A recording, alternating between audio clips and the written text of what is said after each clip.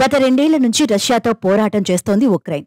శత్రుదేశం పెద్దదైనా ఎక్కడా వెనక్కి తగ్గకుండా ఉన్న వనరులతో యుద్ధం చేస్తోంది జెలెన్స్కీ సేన. ఈ క్రమంలోనే ఓ ఆసక్తికర విషయం వెలుగులోకి వచ్చింది. రానున్న రోజుల్లో ఈ యుద్ధం మరింత విస్తరించి మూడో ప్రపంచ యుద్ధానికి దారితీస్తుందనే భయం జర్మనీకి పట్టుకుందని తాజా నివేదిక వెల్లడించింది. దీంతో రష్యాతో సాయుధ పోరాటానికి జర్మనీ కూడా సిద్ధమవుతోందని తెలిపింది.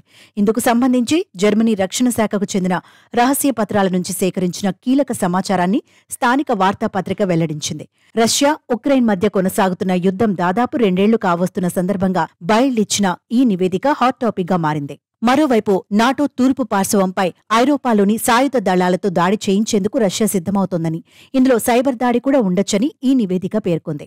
ఈ పరిణామాలు మూడో ప్రపంచ యుద్ధం ప్రారంభానికి దారితీయొచ్చని తాజా కథనం పేర్కొంది. సెప్టెంబర్లో ఈ ఘర్షణలు తీవ్రతరం అవుతాయని రష్యా అధ్యక్షుడు వ్లాదిమిర్ పుతిన్ పశ్చిమ రష్యా, బెలారస్లో సుమారు 50,000 మంది రష్యన్ దళాలతో కూడిన పెద్ద ఎత్తున సైనిక విన్యాసాల్ని ప్రారంభించవచ్చని తెలిపింది. ఇలా రష్యా దళాలు ఎలా ముందుకు సాగుతాయి, నాటో దాని మిత్రదేశాల్ని ఎలా కాపాడుకుంటుందో కూడా బైల్ వివరించింది.